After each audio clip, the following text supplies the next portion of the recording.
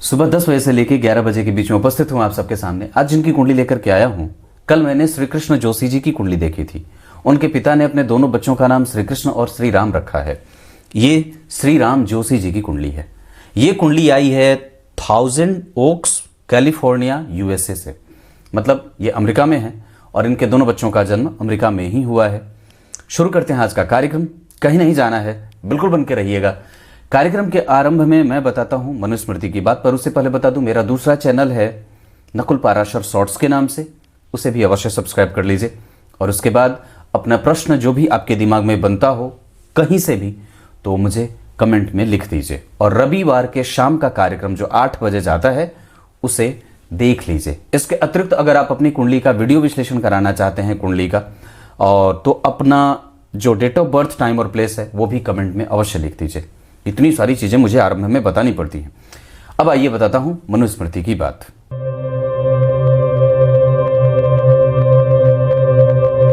भगवान मनु ने अपने आदि ग्रंथ मनुस्मृति में ब्राह्मणों को पृथ्वी का अधिपति कहा है, और उन्हें इसलिए कहा है क्योंकि ब्राह्मणों के पास सदग्रंथ थे और उनका उच्चारण था। ब्राह्मणों के पास सदग्रंथ थे और उसका उच्चारण उनके पास था।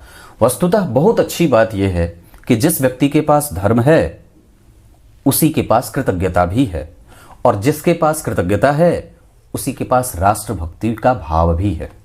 जिसके पास धर्म नहीं वो कृतज्ञ नहीं हो सकता। किसी के प्रति कृतज्ञता का भाव धर्म ही हमें सिखाता है, और जब आप कृतज्ञता से भरे होते हैं तभी आपके पास राष्ट्रभक्ति का भाव भी संचरित होता है। एकदम स्पष्ट है। भगत सिंह के पास सबसे पहले उनके पास उनके माता और पिता के द्वारा दिया गया धर्म था। अगर वो धर्म से युक्त नहीं होते तो वो अपने राष्ट्रभक्ति से ओतप्रोत नहीं होते, और वो राष्ट्रभक्ति की भावना इतनी मजबूत नहीं होती कि उन्हें फांसी के फंदे से भी प्रेम करवा देती। तो उसके मूल में कहीं ना कहीं धर्म ही था। अगर आप धर्म से युक्त नहीं हैं तो निश्चित रूप से आप किसी के प्रति भी कृतज्ञता का भाव नहीं रखेंगे और कृतज्ञ होते जाएंगे। घूसखोर लेने वाला या घूसखोरी करने वाला कभी भी धर्म से विलग होता है। अगर उसका धर्म जागृत रहेगा तो वो कभी भी घूसखोरी नहीं करेगा और अपने राष्ट्र को कमजोर भी नहीं करेगा। इसीलिए तो भगवान मनु ने ब्राह्मणों के निमित्त एक बात कही है, ब्राह्मणो जायमानो ही पृथिव्याम अधिजायते। वो पृथ्वी का अधिपति है। अधि मतलब पति, अधिपति। पृथिव्याम अधिजायते ईश्वरः सर्वभूतानाम धर्मशेषस्य गुप्तये। धर्म का वो शेष है जो कभी खंडित नहीं होता। तो ऐसे ब्राह्मणों के बारे में उन्होंने बात कही कि पृथ्वी का संपूर्ण श्रेष्ठ भार ब्राह्मणों के ऊपर है। ब्राह्मण कमजोर, देश कमजोर, राष्ट्र कमजोर और धर्म कमजोर। अब आइए आपको कुंडली पे लेके आता हूं। सबसे पहले मैं आपको इनकी कुंडली में लेके आता हूं। ये मेष लग्न की कुंडली बनी, पर पंचांग इनकी कुंडली में बना है दक्षिणायन का। कृष्ण पक्ष के 10वीं तिथि के चंद्रमा पापग्रह होते हैं। इस कारण से व्यक्ति के कंसंट्रेशन में दिक्कत होगी, शारीरिक कमजोरी भी होती रहेगी और बीमार भी होता रहे। मन एक जैसा ना रहे और वो ऊपर नीचे आगे पीछे होता रहे, मतलब वो परेशानी से युक्त रहता है। वैसे दोनों ही कुंडलियों में अगर आप देखें तो यहाँ पे गुरु का अष्टम में जाना और सूर्य का 6वें भाव में जाना, राहु का प्रभाव जन्म कुंडली में शुक्र और शनि दोनों पे है, जो इस कुंडली के लिए धनेश और दशम भाव के अधिपति होते हैं। दशम भाव और लग्न के अधिपति पे राहु की दृष्टि। चंद्रमा वैसे तो बहुत अच्छे बैठे हैं, पर पीछे मंगल और आगे शनि। इस वजह से इस व्यक्ति का मन, मस्तिष्क, माता और घर में रहने के कारण कई बार इरिटेशन हो।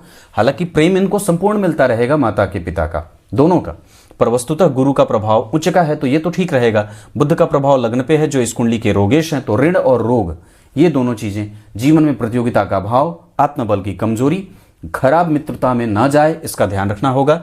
क्योंकि नवमांश कुंडली में वृश्चिक राशि का बनना और लग्न के अधिपति का धन में जाना धनवान तो बना रहा है, पर वो धन रेगुलर एक जैसा ना रहे, और व्यक्ति को जब कभी भी व्यय करना हो तो उसे दिक्कत महसूस होती है।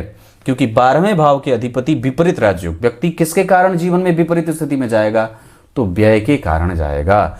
मंगल अगर यहाँ पे इस भाव के अधिपति होकर के तीसरे भाव में नहीं बैठे होते तो व्यक्ति को मेहनत खूब नहीं करनी पड़ती। यहाँ पे इनका जन्म तमाम प्रकार की परेशानियों के बाद भी व्यक्ति शिव की भांति बिल्कुल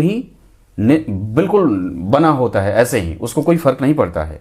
व्यवसाय करने वाला होता है और किसी से बहुत ज़्यादा मतलब न रखने वाला, शुद्ध होता है, सात्विक प्रवृत्ति का होता है, पर कई बार उसको वो सात्विकता प्रकट करने नहीं आएगी या नहीं आती है।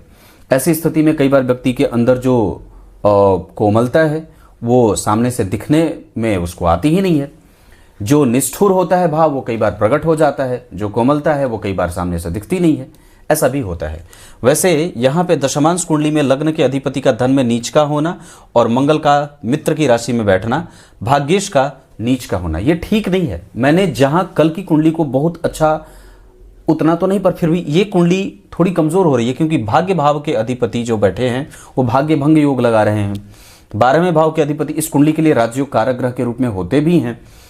जैसे तुला लग्न की कुंडली के लिए बुध होते हैं राजयोग कारक, उसी तरीके से यहाँ पे गुरु राजयोग कारक होते हैं और विपरीत राजयोग बना रहे हैं। मतलब विपरीत, वो राजयोग बना सकते थे पर उसके पहले एक शब्द जुड़ गया विपरीत राजयोग, मतलब अब वो विपरीत परिस्थिति बनाएंगे फिर जाकर के आपको राजयोग देंगे, और वो भी तब जब इनके ऊपर किसी न किसी शुभ ग्रह की दृष्टि हो। पर गौर करिए, इनके ऊपर किसी शुभ ग्रह की कोई दृष्टि नहीं है और चंद्रमा चतुर्थ भाव में अकेले हैं। यहाँ पे चंद्रमा के साथ होने के कारण चतुर्थ में चंद्रमा के ऊपर गुरु की दृष्टि हो जाने से व्यक्ति कृतज्ञता का भाव तो रखेगा, पर जिद्दी, हठी, गुस्सैल, क्रोधी और रोगी और बीमार भी हो सकता है। तो नेगेटिव चीजें बहुत ज्यादा न रहे, इसका ध्यान रखना होगा। व्यक्ति गलत संगति में ना जाए, गलत लोगों के संपर्क में ना जाए, किससे मिल रहा है, कहाँ जा रहा है, क्या देख रहा है, कैसी जिद कर रहा है, किस चीज पे उसकी जिद अड़ रही है, ये सब चीज भी समझने की आवश्यकता होगी। लग्न के अधिपति का तीसरे में जाना नीचाभिलाषी, राहु से दृष्ट, इस वजह से पराक्रमी, हठी तो होगा, पर निश्चित रूप से कई बार उसके भाई बहनों के साथ उसके संबंध भी अच्छे नहीं होते देख रहे हैं। इस वजह से कि मंगल का प्रभाव यहाँ पे होगा तो व्यक्ति धर्म दिखा दिखा करके या डर से युक्त होकर के करेगा। कई बार अगर वो धार्मिक नहीं है या धर्म से युक्त नहीं है तो उसको उसके लिए उसका पाठ भी उसको पढ़ाने की आवश्यकता है। चंद्रमा इनकी कुंडली में पुष्य नक्षत्र के बैठे हैं। 25 डिग्री 24 कला का भरणी नक्षत्र है ये नक्षत्र, और इसका प्रभाव जन्म कुंडली में मंगल का प्रभाव इस कुंडली के लिए थोड़ा कमजोर देख रहा हूं। इस वजह से व्यक्ति मेहनती तो होगा पर कई बार भाग्य की कमजोरी होने का, क्योंकि अष्टम भाव के अधिपति तीसरे में बैठ करके खूब मेहनत करने के लिए मजबूर करेंगे। ये स्थिति कई बार कुंडली को कमजोर करती है। यहाँ पे मंगल मित्र के नवांश में लग्नेश होकर के, यहाँ भी मंगल लग्नेश होकर के तीसरे भाव में, यहाँ लग्नेश होकर के धन भाव में। वैसे नवांश कुंडली बहुत अच्छी बनी है, इनका दाम्पत्य ठीक रहेगा, क्योंकि सप्तम भाव के अधिपति सप्तम भाव में और पंचम भाव के अधिपति गुरु जन्म कुंडली में वस्तुतः तो नीच के हैं। गुरु नीच के होंगे तो दाम्पत्य में कभी कभी परेशानी देंगे। इस व्यक्ति को पेट की समस्या हो सकती है, अपच, एसिडिटी, कब्जियत, और जितना ज्यादा हो सके शुद्ध भोजन करने की आवश्यकता है। खूब बल लगाइए, हनुमान जी की पूजा कराइए, मंदिर का दर्शन करवाइए, सूर्य को अर्घ दिलवाइए और कम से कम आदित्य हृदय स्तोत्र का पाठ पढ़िए। इनके लिए राम रक्षा स्तोत्र का पाठ पढ़ा जाए और घर में सुंदरकांड आदि करे जाएं, क्योंकि ये चंद्रमा इनकी कुंडली में बड़ा विक्षिप्त हो रहा है। पक्ष के बल से युक्त नहीं होने के कारण कुंडली को कमजोरी मिल जाती है। कृष्ण पक्ष के 10वीं तिथि के चंद्रमा व्यक्ति को व्यवसाय करवाते हैं, प्राइवेट नौकरी करवाते हैं, निरंतरता नहीं देते और परेशानी के कारण बनते हैं। वैसे व्यक्ति को पैतृक संपत्ति का सुख मिलता रहेगा, इसमें कोई गड़बड़ी नहीं है, क्योंकि गुरु इस भाव पे देख रहे हैं और इस भाव का अधिपति जन्म कुंडली में अपने भाव से 4 घर आगे बैठा है। वस्तुतः इनकी कुंडली में कोई भी ग्रह अस्त नहीं है, इस वजह से ग्रह सारे ही परिणाम करेंगे।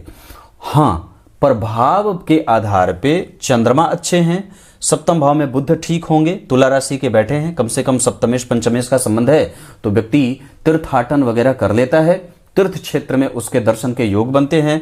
नवम के बाद दशम भाव के अधिपति का संबंध पंचम से और चतुर्थ भाव के अधिपति का संबंध दशम से बन रहा है, इस वजह से व्यक्ति तीर्थ वगैरह में चला जाएगा।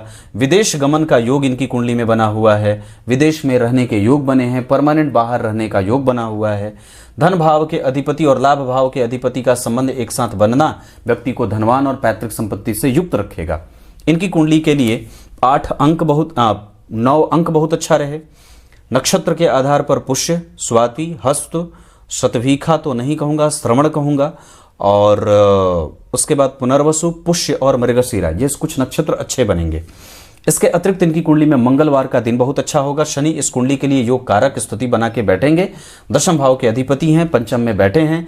व्यक्ति की कुंडली में लग्नेश का तृतीय भाव में जाना राहु से दृष्ट व्यक्ति को पराक्रमी भी बनाएगा। ये कुंडली नवमांश के बाद दशमांश कुंडली में लगने इसका धन भाव में नीच का होना, मेहनत करा करके धंधे, वाणी बड़ी ही शुद्ध और परिष्कृत होती है और व्यक्ति का स्वभाव गंभीर होता है, वो थोड़ा थुलथुला भी हो सकता है, ऐसा भी देख रहा हूं। इनकी कुंडली में नवमांश में 3 भावों का पंचम और नवम का खाली होना विवाह के लिए विचारणीय बिंदु बना देता है। इस वजह से विवाह कभी भी करें तो मुझे लगता है कि इनकी कुंडली में कर्क राशि, सिंह राशि और मीन राशि, ये 3 राशियां ठीक होंगी। विवाह के लिए पश्चिम दिशा, पश्चिम का देश बहुत बढ़िया रहे। एक बात और बता दूं, कर्म स्थान इनकी कुंडली में ठीक है। इनके आने के बाद पिता का बल भी बढ़ा है और लग्नेश तृतीय भाव में है, मेहनत खूब करवाएंगे और व्यक्ति के जीवन में असफलताओं का योग भी रहेगा। पेट और व्यय इस व्यक्ति को गड़बड़ करेंगे। सूर्य 6वें में है, यहां भी अतड़ियों की समस्या है, यहां भी समस्या बन रही है।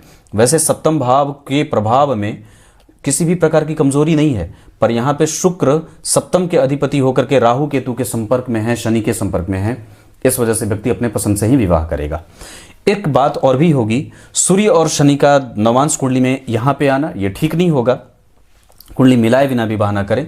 ये जातक मंगलिक तो नहीं है, पर हाँ निसंदेह चंद्रमा की कुंडली के आधार पे चंद्र कुंडली से 12वें भाव में मंगल जाने के कारण मंगल दोष लगेगा। और वैसे राहु के प्रभाव, शनि का प्रभाव धन भाव पे, गुरु का प्रभाव धन भाव पे, धन भाव के अधिपति शनि के साथ विलंब से और कई बार कठोर बोल करके धन भी व्यक्ति को कमाते हुए देखा जा रहा है। कई बार व्यक्ति बड़े स्तर तक पहुंच जाता है और छोटे लोगों से उसकी बातचीत बहुत अच्छे से नहीं बन पाती है। प्रतापी होता है, प्रभावशाली होता है, व्यक्तित्व गहरा होता है और जल्दबाज प्रवृत्ति का होता है। इस कुंडली को काम करने की आवश्यकता है और इस कुंडली पे बल लगाने की भी आवश्यकता है। एक बात बता देता हूं, 12वें भाव के अधिपति के कारण विपरीत परिस्थिति बनेगी, जो कई बार व्यक्ति के, इनको आप धर्म से जोड़ करके रखो। सबसे उत्तम बात बता देता हूं, सूर्य को अर्घ, नियम से जागना, नियम पे सोना, ये बहुत काम करेगा। वैसे आप जब देखेंगे तो श्री राम जी की कुंडली या फिर श्री राम का अर्थ होता है हमारी कुंडली में भगवान सूर्य की उपस्थिति। भगवान सूर्य और भगवान राम को जब आप देखेंगे तो भगवान राम जी की कुंडली में या फिर उनके जीवन को जब आप देखते हैं तो पता चलता है मर्यादा से युक्त होकर के जीवन जीना। जिस व्यक्ति की कुंडली में गुरु और सूर्य 8वें, 6वें, 12वें चले जाते हैं वो मर्यादित नहीं रहता और कई बार वो नैतिकीय तत्वों का पालन करने वाला नहीं होता है। इस वजह से सबसे ज्यादा नैतिक शिक्षा की आवश्यकता इस कुंडली को है। बाकी मैं इस पे बहुत ज्यादा तो नहीं कहूंगा।